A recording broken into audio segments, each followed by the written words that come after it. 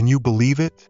A racist police officer arrested a black woman just for his own amusement, unaware that she was the captain's wife. What happened next? Before we dive into the story, let us know where you're watching from. Share your city or country in the comments, and don't forget to subscribe to the channel. Tomorrow, we'll bring you another inspiring story, tailored just for you. Stay tuned to uncover this surprising tale. The story begins. A warm afternoon in the bustling streets of Greenville. Life unfolded as usual, with people moving about in their routines, some smiling, some rushing, and some lost in their own thoughts. Among the crowd was Maya, a striking black woman with an air of confidence and grace. She walked purposefully, wearing a simple yet elegant dress that swayed with her strides. Around her neck was a gold chain, its brilliance catching the sunlight. It was more than just an accessory. It was a symbol of love, a cherished gift from her husband, Ethan. As Maya passed a row of patrol cars parked along the side of the road, Officer Davis leaned against one of the vehicles, sipping his coffee. Davis was a seasoned cop, but not in a respectable way. Years in the force had bred arrogance rather than wisdom, and he carried himself with a sense of inflated power. The uniform, to him, was not just a symbol of duty, but a license to control, often in ways that crossed ethical lines. His prejudices were deeply ingrained, and he saw the world in shades of division rather than unity. Davis's eyes caught the glint of Maya's necklace, and something about her demeanor rubbed him the wrong way. She didn't seem intimidated by his presence, not lowering her gaze or quickening her pace as others might. Instead, she walked past him without giving him a second glance. To Davis, it felt like a challenge, as if she was dismissing his authority. His pride flared. "Hey, you there," he called out, placing his coffee cup on the hood of the car. Maya stopped and turned, her brow furrowed in mild confusion. "Yes, officer?" she asked politely, though her voice carried a hint of caution. Davis approached her, his expression stern. "That necklace around your neck, where did you get it?" His tone was not inquisitive but accusatory. Maya blinked, taken aback. "It's mine," she replied calmly. "It was a gift from my husband." Davis crossed his arms, scrutinizing her. "A gift? It looks rather expensive. Are you sure it's yours? You fit the description of someone who was reported for theft." Maya's face hardened slightly. "I assure you, officer, I stole nothing. This necklace is mine." But Davis was not interested in her explanation. He had already decided that she didn't belong here, that her presence and possession of such a valuable item were suspicious. His prejudices clouded his judgment, and his sense of authority swelled. "A likely story," he scoffed. "People like you always have an excuse." Maya's jaw tightened, but she maintained her composure. "People like me?" she asked, her voice laced with incredulity. "What exactly do you mean by that?" Davis stepped closer, his posture menacing. "You know exactly what I mean. Now I need you to come with me for questioning. We'll sort this out down at the station." "I've done nothing wrong," Maya stated firmly, though her heart pounded with frustration. "This is a misunderstanding." Davis's lips curled into a smug grin. "The only mistake here is you thinking you can walk around with stolen jewelry and get away with it. Now let's go." Maya's patience began to wear thin, but she refused to let him see her anger. Instead, she tried to reason with him. "Officer, I urge you to think carefully about what you're doing. This necklace is mine, and I've done nothing to warrant this treatment. Please don't make a decision you'll regret." But her words seemed only to fuel Davis's arrogance. "Regret? Oh, I don't think so. This is quite amusing to me, putting people like you in their place. It's all part of the job." Maya's stomach churned at his words, but she held her ground. "I'm warning you," she said softly, her voice steady despite the turmoil within. "You don't know who I am, and you don't know what you're doing." Davis let out a mocking laugh, the sound echoing through the street. "Oh, I know exactly what I'm doing. Now, no more stalling." As he reached for his handcuffs, Maya made a decision. Without drawing attention, she slipped her hand into her purse and pressed a single button on her phone, calling her husband, Ethan. She said nothing, giving no indication of what she was doing. But she knew Ethan would understand. He always did, unbeknownst to Davis about the call. He snapped the handcuffs around her wrists with a sense of triumph. "Let's see how confident you are behind bars," he sneered. Maya remained silent as he led her to his patrol car. She sat in the back seat, her face composed, her mind racing. She knew this wasn't just about her, but about every person who had ever been mistreated because of the color of their skin. And she knew Ethan would listen, his quiet fury rising with every word. At the police station, Davis marched Maya inside as if he had captured a notorious criminal. He ignored the questioning glances from his colleagues, too consumed in his own sense of power. As he processed her arrest, he continued his verbal jabs, demeaning her at every turn. "You should be grateful I'm not pressing further charges," he said, leaning against the desk. "Your attitude is hardly becoming of your station. People like you should learn their place." Maya met his gaze with unwavering calm. "You're making a mistake," she retorted, "but don't worry, you'll find out soon enough." Davis chuckled, a cruel, hollow sound. "We'll see about that." Little did he know Ethan was already on his way. Inside the police station, the atmosphere was tense, but Maya remained composed. She sat quietly in the holding cell, her posture upright and dignified, as if the bars around her could not confine her spirit. The police station buzzed with activity, officers going about their duties, filing reports, taking calls, and responding to emergencies. Yet, amidst this controlled chaos, Maya's presence seemed to exude an unshakable calm. She was not the first to be unjustly detained, but she carried herself as if she were already free. Meanwhile, Davis was reveling in his perceived moment of authority.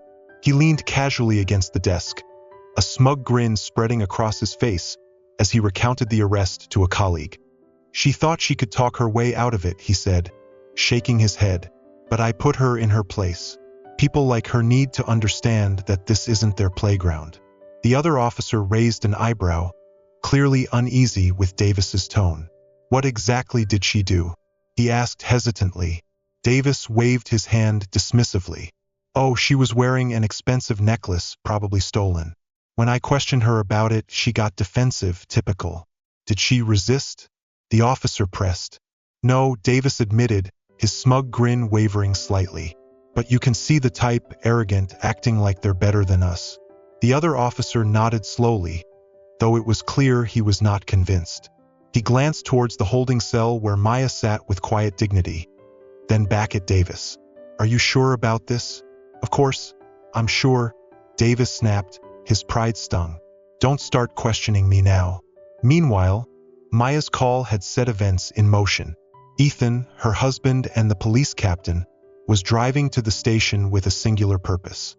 He had heard the entire exchange between Maya and Davis, his jaw tightening with every word. Ethan was not just angry, he was profoundly disappointed. This was not the kind of behavior he tolerated in his precinct, and certainly not something he would overlook when it involved his wife. When Ethan arrived at the station, he didn't storm in with theatrics. Instead, he walked in calmly, his uniform impeccable and his badge gleaming. His presence commanded respect, and the officers around him immediately straightened up as he entered. He didn't say a word at first, simply scanning the room until his eyes landed on Davis, who was still smugly recounting his version of the story. "Davis," Ethan said evenly, his voice carrying an authority that made everyone take notice. Davis looked up, startled. "Captain, I wasn't expecting you in today." "I wasn't planning on it," Ethan replied, his tone steady but icy. "But I overheard something on my way home that I felt required my immediate attention." Davis shifted uncomfortably under Ethan's gaze, suddenly realizing that something was amiss. What's that, sir?" he asked, trying to appear nonchalant. Ethan didn't answer immediately. Instead, he walked past Davis, heading straight for the holding cells. When he reached Maya's cell, his expression softened, though his jaw remained tight with restrained anger. "Maya," he said gently, his voice now warm and familiar. "Are you all right?" Maya rose, her composure unwavering. "I'm fine, Ethan," she replied, though I think you need to have a word with one of your officers." Ethan turned his gaze back to Davis, his expression hardening. "Davis," he said, his voice cutting through the room like a knife, "why is my wife in a holding cell?" The room fell silent. Davis's face paled as the realization of what had happened hit him like a freight train. "Wife? Your wife?" he stammered, his voice barely above a whisper. "Yes," Ethan said icily. "My wife, the woman you arrested without just cause." Davis's mouth opened and closed like a fish out of water. I thought... she was acting suspiciously, and the necklace..." Ethan cut him off, his voice low and dangerous. "Don't try to justify this. I heard the entire exchange, every word you said. Do you have any idea how disgraceful your behavior was?" Davis's legs felt weak, and he nearly stumbled as he took a step back. "Captain, Ethan interrupted him again. "No more excuses. You've shown me exactly what kind of man you are. And let me tell you this, you are not worthy to wear that badge." The room was silent, the weight of Ethan's words hanging heavy in the air. The other officers exchanged uneasy glances, no one daring to speak. "I'm suspending you," Ethan continued, his voice steady but full of authority. "Effective immediately. You will turn in your badge and your weapon before you leave this building. And before you even think about returning, you will undergo mandatory sensitivity training and counseling, a minimum of 6 months." Davis's knees buckled, and he sank to the floor, his head bowed. "Captain, please," he begged. "I made a mistake. I'll change. Please, don't do this." Ethan's eyes narrowed. "You think this is about me? This is about you, about how you treated people, including my wife. You've disrespected the very uniform you claim to honor. Please," Davis whispered, tears streaming down his face. "Give me another chance." It was Maya who spoke next, her voice calm but firm. "Ethan," she said, stepping forward, "let him undergo the training and counseling. Maybe he'll learn something, maybe he'll change, but don't take away his chance to prove himself." Ethan looked at her, his expression softening once again. "Are you sure?" he asked quietly. "Yes," Maya said with a nod. "If we don't give him a chance, how can he ever learn?" Ethan sighed, his shoulders relaxing slightly. "All right," he said, turning back to Davis. "You have 6 months to prove that you can change. If you fail, you're finished. Understood?" Davis nodded frantically, his face still streaked with tears. "Yes, sir. Thank you, sir. And I promise I'll change." Ethan unlocked the holding cell and helped Maya out. He escorted her to the car, his protective arm around her shoulders. As they drove home, the tension in his body began to ease, though his anger at Davis still lingered. "You handled that well," Ethan said finally, glancing at Maya. "Better than I would have." Maya gave a faint smile. "People like Davis don't need hatred, they need education. And maybe, just maybe, he'll become a better person because of this." Ethan reached over and took her hand. "You're amazing, you know that?" Maya chuckled softly. "I had a good teacher." As they pulled into their driveway, Maya felt a sense of relief wash over her. She stepped out of the car, breathing in the crisp evening air. Ethan opened the door for her, and they walked inside together, leaving the turmoil of the day behind them. Davis's suspension marked the beginning of a 6-month journey that would change him in ways he never imagined. After the initial humiliation of turning in his badge and weapon, he was sent to a de-escalation boot camp and therapy sessions as part of his disciplinary measures. These programs were intense, designed to confront participants with the stark realities of systemic racism, personal biases, and the impact of their actions. For Davis, it was like being stripped bare and forced to confront the parts of himself he had always ignored or denied. The first day at the boot camp was a group session. Davis sat in a circle with people from various cultural backgrounds, each sharing their experiences with racism, prejudice, and injustice. A black woman named Letitia spoke about being denied opportunities despite being qualified. A young Latino man named Miguel shared how his father was deported despite living in the country for over 20 years. Davis listened, initially skeptical, but gradually their stories began to resonate with him. When it was Davis's turn to speak, he hesitated. "I don't know where to start," he admitted, his voice barely above a whisper.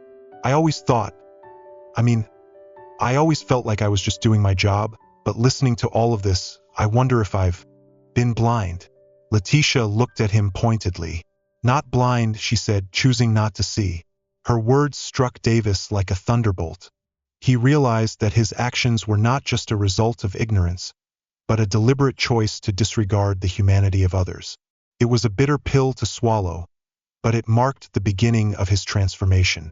In therapy, Davis had to confront his own upbringing.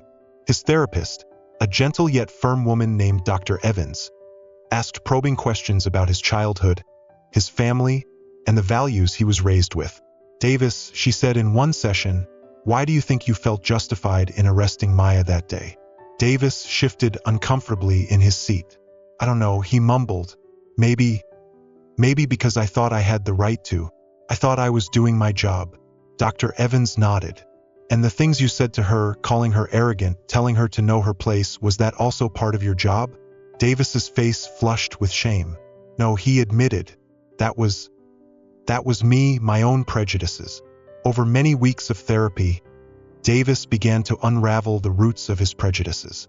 He realized that a large part of them stemmed from his father, a man who frequently used racist slurs and made derogatory remarks about people of color.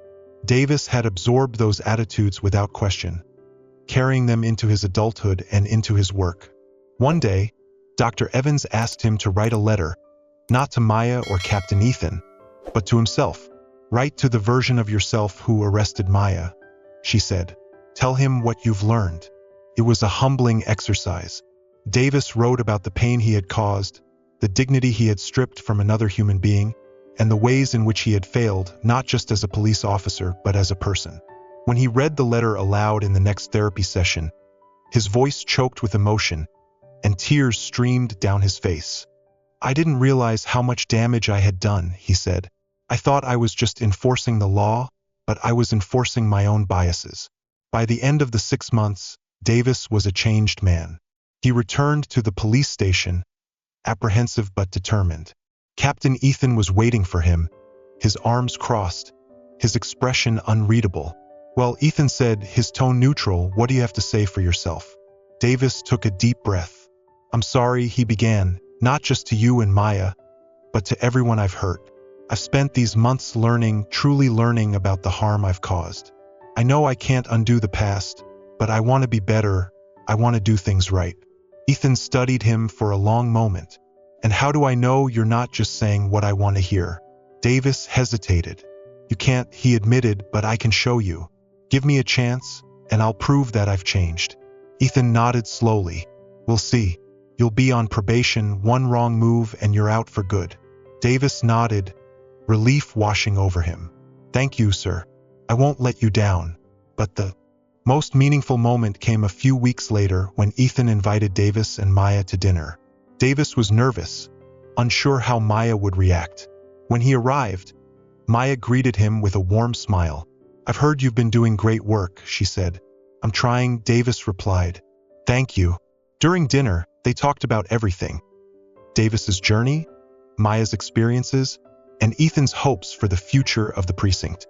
By the end of the evening, Davis felt a sense of closure he never thought possible. As he was leaving, Maya said, remember, Davis, this is just the beginning. Change isn't a one-time thing, it's something you have to keep working at. Davis nodded. I will, he promised. Over the years, Davis became a powerful advocate for diversity and inclusion within the police force. He mentored new recruits, ensuring they understood the importance of empathy and respect. His journey from a racist cop to a champion for equality became a story of hope and redemption. And true to Maya's words, Davis never stopped working on himself. He attended community events, listened to the stories of marginalized groups, and used his position to make positive changes. In the end, Davis's transformation wasn't just about him, it was about the lives he touched along the way. Maya's act of forgiveness created a ripple effect, demonstrating that even the most damaged individuals can find redemption if given a chance. When Davis stood at a precinct ceremony many years later, receiving an award for his contributions to community relations, he looked out at the crowd. Among them were Ethan and Maya, smiling proudly. Davis's voice cracked as he accepted the award. "I owe everything to the people who believed I could change," he said, "and to those who didn't give up on me even when I didn't deserve it. Thank you for giving me a second chance." The applause was thunderous, but for Davis, the real reward was knowing that he had finally become the man he was meant to be. This story is a profound reminder of the power of change, compassion, and second chances. Have you ever witnessed such a dramatic transformation in someone? Or have you ever given someone an opportunity to turn their life around? Share your stories in the comments below. You never know, your story might inspire many others, contributing to positive changes in society. If you found this story meaningful, please don't hesitate to share it with your friends and family to spread the message of empathy, forgiveness, and the opportunity for change. Thank you for following and supporting our stories. Let's work together, even with the smallest actions, to build a better world. Wishing you joy and all good things. Thank you for supporting the channel. Please like, share, and subscribe to receive the latest updates. These stories are collected from various sources and do not represent any individual or organization. They are shared for the purpose of disseminating human values in life and have been rewritten with the assistance of AI. If there are any errors, please kindly overlook them with understanding. Wishing you all the best in life.